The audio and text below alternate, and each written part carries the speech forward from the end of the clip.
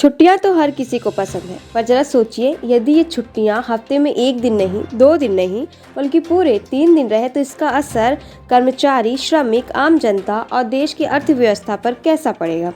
नमस्कार, स्वागत है आपका ग्लोबगस्ट न्यूज में। मैं शिवानी पांडे और आज हम बात करने जा रहे हैं नए श्रम कानून की, जो हफ्ते में 3 दिवसीय छुट्टी करने का प्रस्ताव जारी करने वाला है। दरअसल सरकार नया लेबर कोड लागू करने का प्रस्ताव जारी करने की सोच रही है। मौजूदा समय में 8 घंटे वर्किंग आवर का नियम है, जिससे सप्ताह में एक दिन की छुट्टी मिलती है।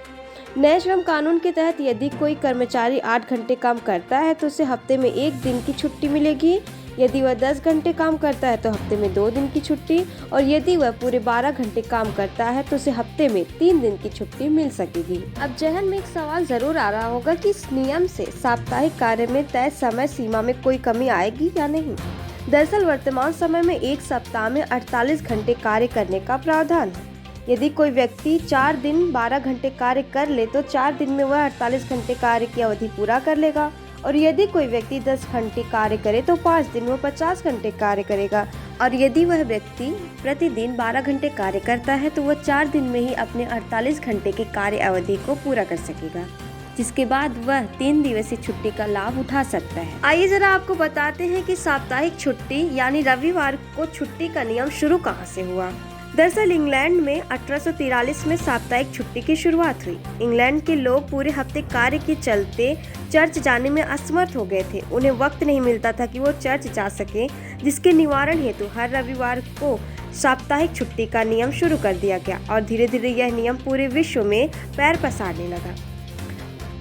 अब आप ये सोच रहे होंगे कि भारत में भी रविवार को ही क्यों वीकली ऑफ रहता है, आखिर इसके पीछे क्या कारण है। दरअसल जब हमारे देश में अंग्रेजों का शासन था, उस वक्त महाराष्ट्र के कुछ कर्मचारियों ने सप्ताह में एक दिन की छुट्टी की मांग की, जिसके लिए 7 साल तक मजदूर लड़ते रहे। फिर ब्रिटिशों ने अपने ब्रिटिश देश की तरह भारत में भी रविवार को अवकाश की घोषणा कर दी।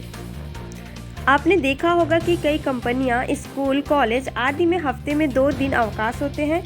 आइए आपको बताते हैं कि हफ्ते में 2 दिन की छुट्टी का विचार भारत में कहां से आया और इसके पीछे क्या कहानी है।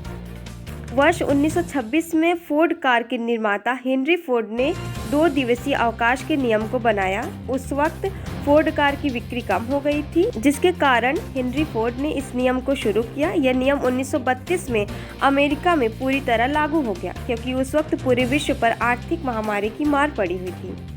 आपको बता दें कि भारत में 135 करोड़ जनता है, जिसमें 40 करोड़ रोजगार है, 11 करोड़ किसान हैं और 2.7 करोड़ लोग ऐसे भी हैं जो प्रतिदिन के पैसे के हिसाब से नौकरी करते हैं। ऐसे में उनके लिए एक दिन की छुट्टी भी बहुत ही ज़्यादा छुट्टी मानी जाती है, क्योंकि उनका प्रतिदिन का पैसा प्रतिदिन के कार्य के हिसाब से ही मिलता है। आपको बता दें कि यूएई यानी यूनाइटेड अरब अमीरात में हफ्ते में 4.5 दिन के काम का नियम 1 जनवरी से शुरू हो जाएगा। इसके साथ ही और कई देश हफ्ते में 4 दिन या 5 दिन की छुट्टी पर विचार कर रहे हैं, और भारत भी इस पर लगातार विचार कर रहा है। अब जानते हैं कि सरकार आखिर ऐसा क्यों कर रही है। पहले 8-8-8 का नियम चलता था, हालांकि यह नियम आज भी लागू है, जिसमें 8 घंटे कार्य, 8 घंटे दिनचर्या या दूसरी प्रक्रिया, बाकी के बचे 8 घंटे बेहतर नींद के लिए सही माना जाता है। अब सरकार का मानना है कि लोग 6 दिन कार्य करने के बाद शेष एक दिन की छुट्टी में अपने जीवन के अन्य योजनाओं को भूल जाते हैं। ऐसे में यदि वह व्यक्ति अपना कार्य 4 दिन में पूरा करता है तो बाकी के 3 दिन में बचे काम कर सकेगा, नई योजना बना सकेगा, परिवार के साथ ज़्यादा वक्त बिता सकेगा एवं बच्चों पर विशेष ध्यान दे सकेगा।